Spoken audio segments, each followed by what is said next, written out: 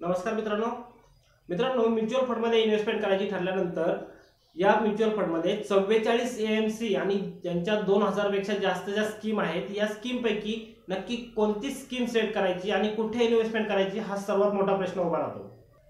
यामध्ये आपला गोल सिलेक्ट करणं अगदी सोपं असतं।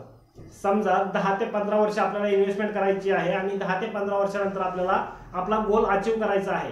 जे आपलं ध्येय आहे, उद्दिष्ट आहे ते आपल्याला साध्य करायचं आहे।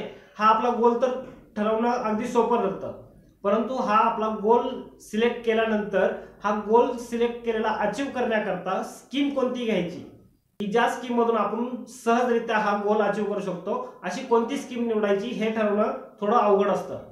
आता आपला गोल हा 10 ते 15 वर्षाचा म्हणजे लॉंग टर्म मध्ये आहे। म्हणजे लॉंग टर्म मध्ये आपण शक्यतो इक्विटी मध्ये इन्व्हेस्टमेंट करणार, परंतु इक्विटी मध्ये पाहिलं मित्रांनो तर इक्विटी मध्ये आपल्याला एवढ्या कॅटेगरी दिसतात। आता या कॅटेगरीमध्ये प्रत्येक कॅटेगरीमध्ये 10 ते 15 स्कीम आहे। मग या कॅटेगरीमधून कोणत्या एएमसी ची कोणती स्कीम निवडायची हे ठरवणं थोडं अवघड असतं। तर याकरताच आपण आजच्या आपल्या व्हिडिओमध्ये प्रत्येक कॅटेगरीमधल्या 3 स्कीम टॉपच्या 3 स्कीम घेऊन आलेलो आहोत की ज्यामध्ये इन्व्हेस्टमेंट करून आपण सहज आपला गोल अचीव करू शकता। तर मित्रांनो या स्कीम कोणत्या आहेत हे पाहण्या अगोदर आपण जर आपल्या चॅनलला अजून सबस्क्राइब केलं नसेल तर सबस्क्राइब नक्की करा। या व्हिडिओमध्ये आपण कोणत्याही म्युच्युअल फंड स्कीमचं किंवा ॲसेट मॅनेजमेंट कंपनीचं प्रमोशन करत नाहीये। आपली गुंतवणूक योग्य ठिकाणी व्हावी व जास्तीत जास्त नफा मिळावा या प्रामाणिक उद्देशाने आपण हा व्हिडिओ बनवत आहोत। तर मित्रांनो सर्वप्रथम आपण स्मॉल कॅप कॅटेगरीमधला फंड पाहूया। तर स्मॉल कॅप कॅटेगरीमध्ये सर्वात पहिला जो फंड आहे तो आहे बंधन स्मॉल कॅप फंड। या स्कीमची एनएव्ही जी आहे ती 33.95 पैसे एवढी आहे आणि या स्कीमचा ॲसेट अंडर मॅनेजमेंट आहे 4389.28 करोड रुपये। ही स्कीम लॉन्च झाली 3 फेब्रुवारी 2020 रोजी आणि तेव्हापासून आतापर्यंत या स्कीमने 34.38% रिटर्न दिलेला आपल्याला पाहायला मिळतो। मागील 1 वर्षात पाहिलं तर या स्कीमने 53.33% एवढा रिटर्न दिलेला आहे। या स्कीमचा एक्सपेन्स रेशो पाहिला तर तो 1.84% इतका आहे आणि या स्कीममधून आपण जर 365 दिवसांच्या आत म्हणजे 1 वर्षाच्या आतमध्ये जर एक्झिट करायचं म्हटलं तर आपल्याला 1% पर्यंत एक्झिट लोड लागू शकतो। यानंतरची स्कीम आहे ती Nippon India small cap fund. या स्कीमचा एनएव्ही आहे 139 रुपये 21 पैसे आणि या स्कीमच्या ॲसेट अंडर मॅनेजमेंट जे आहे ते 46,044 करोड रुपये एवढा आहे। ही स्कीम 16 सप्टेंबर 2010 रोजी लॉन्च झाली आणि तेव्हापासून आत्तापर्यंत या स्कीमने 21.49% एवढा रिटर्न दिलेला दिसून येत आहे। मागील 1 वर्षात जर पाहिलं तर या स्कीमने 49.35% एवढा रिटर्न दिलेला आहे। या स्कीमचा एक्सपेन्स रेशो पाहिला तर तो 1.52% इतका आहे आणि या स्कीमचा एक्झिट लोड जो आहे तो 1% आहे, परंतु तो 1 महिन्यापर्यंत लागू आहे। 1 महिन्यानंतर आपल्याला एक्झिट लोड लागत नाही। यानंतर जी स्कीम आहे ती आहे HDFC स्मॉल कॅप फंड। या स्कीमचा एनएव्ही आहे 116 रुपये 95 पैसे आणि ॲसेट अंडर मॅनेजमेंट पाहिलं तर ते 2859.92 करोड रुपये एवढं या स्कीमचं ॲसेट अंडर मॅनेजमेंट आहे। ही स्कीम 3/4/2008 रोजी लॉन्च झाली आणि या स्कीमने तेव्हापासून आत्तापर्यंत 16.64% रिटर्न दिलेला दिसून येत आहे व मागील 1 वर्षात जर पाहिलं तर या स्कीमने 48.04% रिटर्न दिलेला आहे। या स्कीमचा एक्सपेन्स रेशो पाहिला तर तो 1.60% एवढा आहे आणि या स्कीमचा एक्झिट लोड पाहिला तो 1% आहे। तो 1 वर्षापर्यंत आपल्याला लागू राहतो। 1 वर्षानंतर आपल्याला कसलाही एक्झिट लोड लागत नाही। यानंतरची म्युच्युअल फंड कॅटेगरी आहे ती आहे मिड कॅप कॅटेगरी। या मिड कॅप कॅटेगरीमध्ये आपण सर्वात पहिली स्कीम पाहणार आहोत ती महिंद्रा मॅन्युलाइफ मिड कॅप फंड। या स्कीमचा एनएव्ही 27 रुपये एवढा आहे आणि या स्कीमचं ॲसेट अंडर मॅनेजमेंट पाहिलं तर ते 2152.78 करोड रुपये आहे।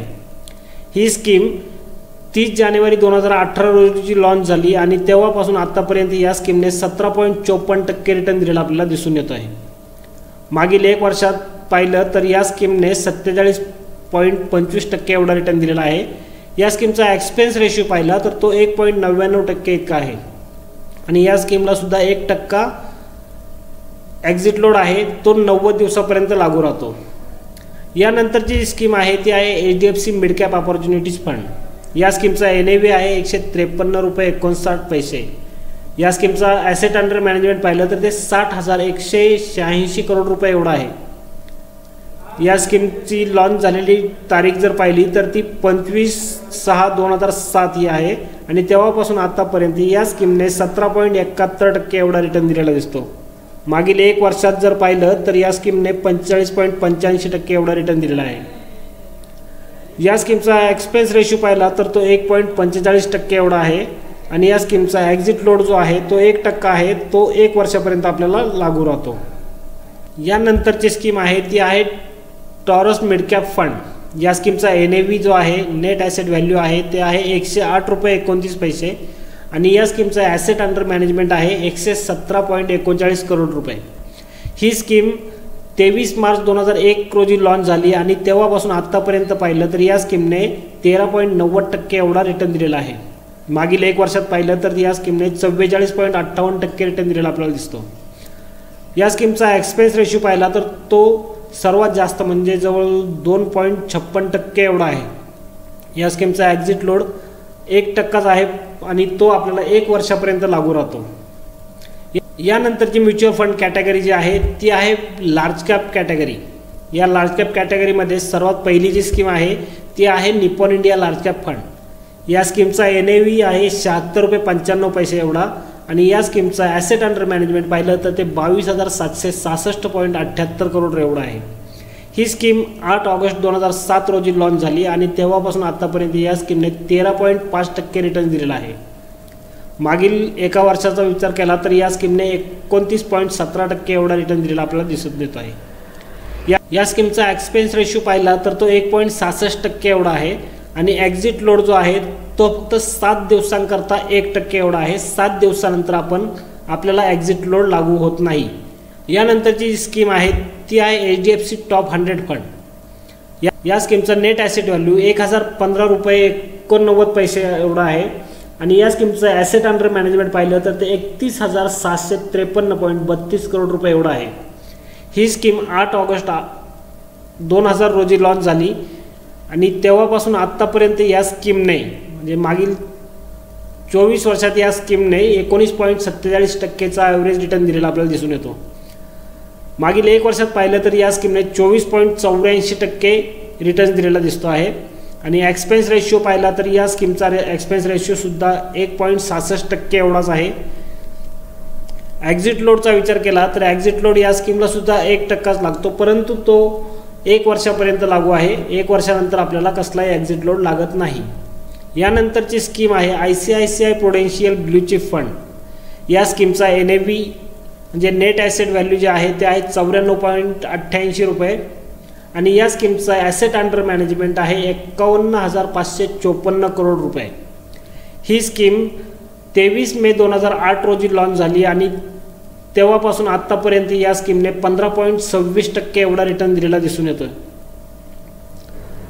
मागील 1 वर्षाचा विचार केला तर या स्कीमने 23.01% रिटर्न दिलेला आहे।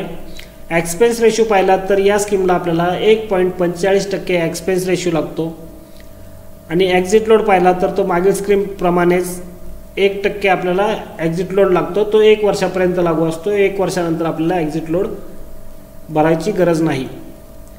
यानंतरची म्युच्युअल फंड कॅटेगरी जी आहे ती आहे मल्टीकॅप फंड। या मल्टीकॅप फंड कॅटेगरीमध्ये सर्वात पहिली जी स्कीम आहे ती आहे निपॉन इंडिया मल्टीकॅप फंड। या स्कीमचं नेट ॲसेट व्हॅल्यू आहे 241 रुपये 44 पैसे। या स्कीमचं ॲसेट अंडर मॅनेजमेंट पाहिलं तर ते 26,808.69 करोड रुपये एवढा आहे। ही स्कीम 29 मार्च 2005 रोजी लॉन्च झाली आणि तेव्हापासून या स्कीमने आत्तापर्यंत 18.25% रिटर्न दिलेला आपल्याला दिसून येतो आहे। मागील 1 वर्षात पाहिलं तर या स्कीमने 39.95% रिटर्न दिलेला आपल्याला दिसतो आहे। या स्कीमचा एक्सपेन्स रेशो पाहिला तर तो आपल्याला लागू होतो 1.64% एवढा। या स्कीमलाही मागील स्कीमप्रमाणे 1% आपल्याला ॲक्झिट लोड आहे आणि तो 1 वर्षापर्यंत लागू राहतो। 1 वर्षानंतर आपल्याला कुठलाही ॲक्झिट लोड द्यावा लागत नाही। यानंतरची स्कीम आहे ती आहे कोटक मल्टीकॅप फंड। या स्कीमचा नेट ॲसेट व्हॅल्यू जे आहे ते 0.05 रुपये एवढा आहे। या स्कीमचं ॲसेट अंडर मॅनेजमेंट पाहिलं तर 9,729.45 करोड रुपये एवढा आहे। ही स्कीम 8 सप्टेंबर 2021 रोजी लॉन्च झाली आणि तेव्हापासून या स्कीमने आत्तापर्यंत 20.47% रिटर्न दिलेला आपल्याला दिसून येतो आहे। मागील 1 वर्षात पाहिलं तर या स्कीमने 38.92% एवढा रिटर्न दिलेला आहे। या स्कीमचा एक्सपेन्स रेशो पाहिला तर तो 1.17% एवढा आहे आणि या स्कीमला सुद्धा 1% एक्झिट लोड आहे, तो 1 वर्षापर्यंत आपल्याला लागू राहतो। यानंतरची स्कीम आहे ती आहे HDFC मल्टीकॅप फंड। या स्कीमचा नेट ॲसेट व्हॅल्यू जो आहे तो 15.85 रुपये एवढा आहे। या स्कीमचा ॲसेट अंडर मॅनेजमेंट पाहिलं तर ते 12,231 करोड रुपये एवढा आहे। ही स्कीम 10 डिसेंबर 2021 रोजी लॉन्च झालेली आहे आणि तेव्हापासून आतापर्यंत या स्कीमने 22.20% एवढा रिटर्न दिलेला दिसतोय। मागील 1 वर्षाचा विचार केला तर या स्कीमने 37.08% रिटर्न दिलेला आहे। या स्कीमचा एक्सपेन्स रेशो पाहिला तर तो 1.69% एवढा आहे। या स्कीमला 1% एक्झिट लोड लागतो, तो आपल्याला 1 वर्षापर्यंत लागू राहतो। यानंतरची म्युच्युअल फंडची कॅटेगरी आपण पाहणार आहोत ती आहे फ्लेक्झिकॅप। या फ्लेक्झिकॅप फंड कॅटेगरीमध्ये आपण सर्वात पहिली जी स्कीम पाहणार आहोत ती आहे JM फ्लेक्झिकॅप फंड। या स्कीमचा नेट ॲसेट व्हॅल्यू जो आहे ते आहे 83.86 रुपये। या स्कीमचा ॲसेट अंडर मॅनेजमेंट पाहिलं तर ते 1656.84 करोड रुपये एवढा आहे। ही स्कीम 23 सप्टेंबर 2008 रोजी लॉन्च झाली आणि तेव्हापासून आतापर्यंत या स्कीमने 14.70% एवढा रिटर्न दिलेला आहे। मागील 1 वर्षाचा विचार केला तर या स्कीमने 37.94% रिटर्न दिलेला आपल्याला दिसून येतो। या स्कीमचा एक्सपेन्स रेशो पाहिला तर तो 1.99% एवढा लागतो। या स्कीममधून आपण 1 वर्षाच्या आतमध्ये जर एक्झिट झालो तर आपल्याला 1% पर्यंत एक्झिट लोड द्यावा लागतो। 1 वर्षानंतर आपल्याला कसलाही एक्झिट लोड लागत नाही। यानंतरची जी स्कीम आहे ती आहे बँक ऑफ इंडिया फ्लेक्झिकॅप फंड। या स्कीमचा नेट ॲसेट व्हॅल्यू आहे 29.69 रुपये। या स्कीमचा ॲसेट अंडर मॅनेजमेंट पाहिलं तर ते 783.42 करोड रुपये एवढा आहे। ही स्कीम 29/6/2020 रोजी लॉन्च झाली आणि तेव्हापासून आतापर्यंत या स्कीमने 13.83% रिटर्न दिलेला आपल्याला दिसून येतोय। मागील 1 वर्षाचा विचार केला तर या स्कीमने 34.98% एवढा रिटर्न दिलेला आहे। या स्कीमचा एक्सपेन्स रेशो हा 2.33% एवढा आहे आणि या स्कीमला आपल्याला 1% एक्झिट लोड लागतो, तो 90 दिवसापर्यंत। 90 दिवसाच्या नंतर आपल्याला एक्झिट लोड लागत नाही। यानंतरची स्कीम आहे ती आहे DSP फ्लेक्झिकॅप फंड। या स्कीमचा नेट ॲसेट व्हॅल्यू जे आहे ते 83.07 रुपये। या स्कीमचा ॲसेट अंडर मॅनेजमेंट पाहिलं तर ते 10,017.69 करोड रुपये एवढा आहे।